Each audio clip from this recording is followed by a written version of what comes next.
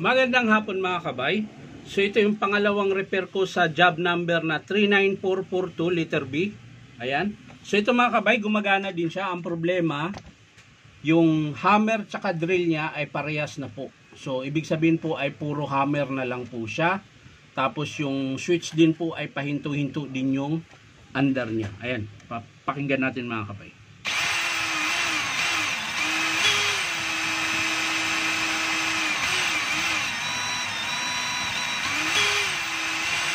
Ayan. Hindi ko ginagalaw yung daliri ko, diniin ko siya ng sagad, pero nagbabago-bago po yung tunog niya. Babagal, lalakas, babagal, lalakas. Tapos, ayan. So ayan, nakasit po tayo sa drill. Ayan, kung mapapansin nyo mga kabay, yung arrow po, ayan. Nakasit po siya sa drill. Ito po yung hammer. So ayan, i-testing natin.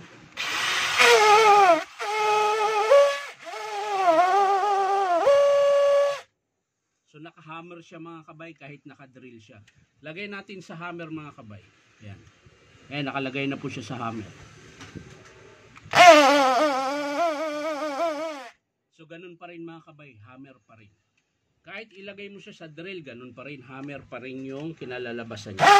So ibig sabihin po niyan mga kabay, sira po yung transmission niyan. So ito mga kabay, para na siyang bumiling bago. Kasi palit na lahat eh. Ang matitira na lang sa kanya yung housing. Ito po, housing tsaka battery. Ang mangyayari kasi nito mga kabay, ang estimate dito ay switch, motor, transmission tsaka chuck. Dahil yung chuck niya mga kabay sira din po, ayan, hindi rin po malaki na po yung butas, hindi niya na kayang ipitin yung pinakamaliit na bala. So para na siyang bumili ng bago. Pero depende pa rin sa may-ari. Kung gusto niya pa rin ipapa-repair at may piyesa naman po ito, pwede rin po pag gusto niyang ipa-repair kahit gano'n na po yung presyo. Pero yan, sasabihin ko mga kabay, pag mga ganyan, para ka nang bumiling bago.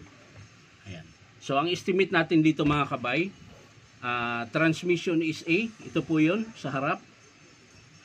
Tapos chuck. Sa bagay yung transmission ngayon mga kabay, meron na pong kasamang chuck.